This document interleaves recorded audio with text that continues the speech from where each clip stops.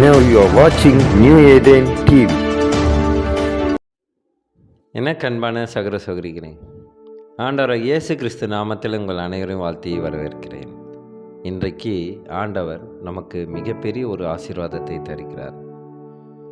அது என்ன ஆசீர்வாதம் என்றால், என் சமாதானத்தின் உடன்படிக்கை உன்னில் நிலைத்திருக்கும். கர்த்தருக்கு மகிமை உண்டாதாக. இன்றைக்கு என் சமாதானத்தின் உடன்படிக்கையை உன்னில் நிலைத்திருக்கும். அவர் நம்மோடு வைத்திருந்த இந்த சமாதானத்தின் வாக்குறுதியை நம்மோடவே நிலைத்திருக்கும் என்று சொல்லுகிறார்.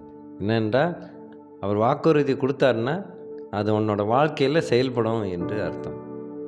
இதே தான் ஏசாயா 54 அதிகாரம் 10 இறைவசனம் இப்படியாக சொல்லுகிறது. மலைகள் விலகினாலும் பர்வதங்கள் நிலை பெயர்ந்தாலும் என் கிருபை உன்னை விட்டு விலகாமலும் என் சமாதானத்தின் உடன்படிக்கை நிலை பெயராமலும் இருக்கும் என்று உன்மேல் மனதுருகிற கர்த்தர் சொல்லுகிறார். கர்த்தருக்கு மகிமை உண்டாதாக. இன்றைக்கு யாருக்கு இந்த ஆசீர்வாதத்தை தருகிறார்? பொதுவாக தினவசனத்தில் அனைவருக்கும் தான் ஆசீர்வாதம். ஆனால் இன்றைக்கு ஆண்டவர் மிக முக்கியமான ஒருத்தருக்கு ஆசீர்வாதம் தரார். அது யார் அப்படின்ட்டா, ஒற்றை பெற்றோராக வாழ்ந்து கொண்டிருக்கும் சகோதர சகோதரிகளுக்கு, அதாவது கணவனை இழந்த சகோதரியாக இருப்பாங்க. எப்பேற்பட்ட ஒரு கஷ்டத்தில் இருப்பார்கள். தனக்கென்று ஒரு ஆண் துணை இல்லாமல்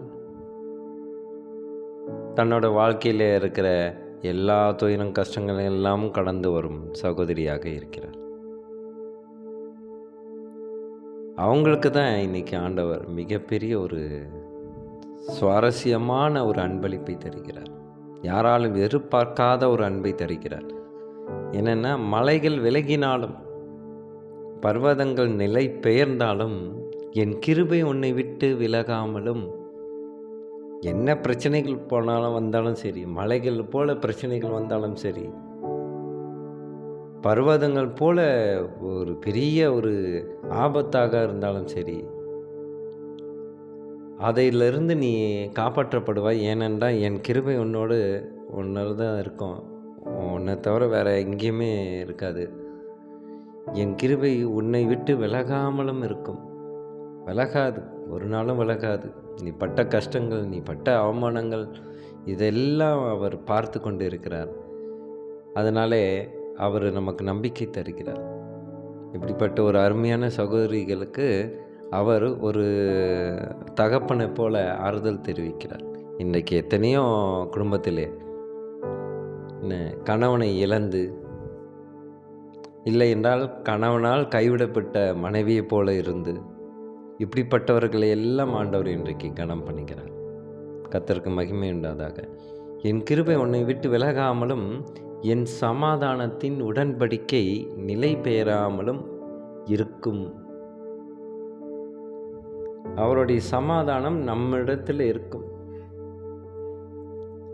யாரெல்லாம் இந்த ஒரு சூழலிலே, குடும்ப சூழலிலே ஒற்றை பெற்றோராக இருக்கிறார்களோ, கணவனால் கைவிடப்பட்ட ஒரு சகோதரியாக, இன்றைக்கு என்ன ஒரு கஷ்டம்னா, மனைவியால் கைவிடப்படுற சகோதரர்களும் இருக்கிறார்கள். அவர்களுக்கும் தான் இந்த வசனம் ஒரு பெரிய பாலமாக அமைகிறது. எனக்கு பிரியமானவர்களே, அவர் வெறும் இப்படிப்பட்ட பாதிக்கப்பட்ட ஒரு சகோதரிக்கு மட்டும் சொல்லவில்லை. அந்த சகோதரி மூலியமாக, அந்த ஸ்திரீ மூலியமாக தலைமுறையை அவர் ஆசீர்வதிக்கிறார். இதை தான் இணையவசனம் சொல்லுகிறது. ஏசாயா 54 அதிகாரம் 13 வசனத்தை நாம் வாசிக்க கேட்போம்.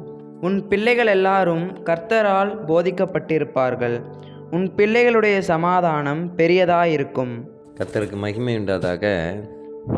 உன் பிள்ளைகள் எல்லோரும் கர்த்தரால் போதிக்கப்பட்டிருப்பார்கள். நீ கவலைப்படாத மகளே, நீ கலங்கி போய் திக்கட்டு நிற்கிறியா? நீ கவலைப்படாத. உன்னையும் நான் பார்த்துக்கிறேன். உன்னோட பிள்ளையும் நான் பார்த்து என்னுடைய ஞானத்தில் அவங்கள நான் வளர்ப்பேன் என்று சொல்லுகிறார். அதுக்கு அடுத்ததாக, உன் பிள்ளைகளுடைய சமாதானம் பெரிதாக இருக்கும். யாரிடமும் இல்லாத சமாதானம். எப்படி தன்னுடைய பிள்ளைகளுக்கு, அந்த ஸ்திரீயோடைய பிள்ளைகளுக்கு இருக்கும் என்று ஆண்டவர் சொல்லுகிறார். எனக்கு பிரியமானவர்களே, இன்றைக்கு நாம் ஒற்றை பெற்றோராக இருக்கும் அனைவருக்காகவும் நாம் ஜெபிக்க வேண்டும். மனபாரப்பட்டு இதற்காக நாம் ஜெபிக்க வேண்டும் என்று ஆண்டவர் சொல்லுகிறார்.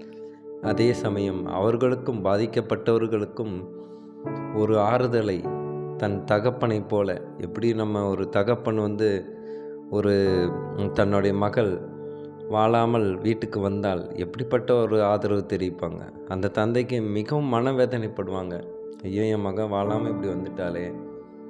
எத்தனையோ சகோதரிகள் இதில் கணக்கிலே கிடையாது. நிறைய சகோதரிகள் இப்போது வாழ்வே வேண்டாம் என்று தன் உடன் பிறந்தவர்களோடு இருந்து வாழ்வது நாம் அநேகமாக பார்க்கலாம். இதற்கெல்லாம் அவங்களுக்காக தான் இன்றைக்கு ஆண்டவர் இப்படிப்பட்ட ஒரு ஆசீர்வாதத்தை தருகிறார். நீ ஒன்றும் கலங்காத. மலை போல கஷ்டங்கள் வந்தாலும் இனி உனக்கு யாரும் உன்னை தொந்தரவு பண்ண மாட்டாங்க. நீ வாட்ட அமைதியாக இரு மகளே, என் பாதத்திலே அடங்கியிரு மகளே என்று ஆண்டவர் சொல்லுகிறார். இன்றைக்கு ஒற்றை பெற்றோராக இருக்கிற சகோதரியாக இருந்தாலும் சரி, சகோதரராக இருந்தாலும் சரி, அவர்களுக்காக நாம் ஜெபிப்போம். ஸ்தோத்திரம் கர்த்தாவே, துதிக்கிறோம் எங்கள் அன்பின் நேசரே. அப்பா, இன்றைக்கு ஒற்றை பெற்றோராக இருக்கும் அனைவருக்காகவும் நான் ஜெபிக்கின்ற கர்த்தாவே, எங்கள் அன்பு சகோதரிகளுக்காகவும் கூட ஜெபிக்கின்ற கர்த்தாவே, அவர்கள் வாழாமல் வந்திருந்தாலும், அவர்கள் கணவனை இழந்தவராக, இல்லை மனைவி இழந்த ஒரு சகோதரராக இருந்தாலும், அவர்களெல்லாம் நீர் கனம் பண்ணும் ஆண்டவரே. அவர்களுடைய தேவைகளை நீ சந்திக்க வையும். அவர்களுடைய பிள்ளைகளுக்கு நீர் நல்ல ஞானத்தை தந்தருளி அவர்களுக்கும் பாதுகாப்பை நீர் கட்டளையிடும் ஆண்டவர். சொத்து கர்த்தாவை துதிக்கிறோம். இயேசு மூலமா ஜெபிக்கின்றோம் நல்ல பிதாவே. ஆமீன், ஆமீன்.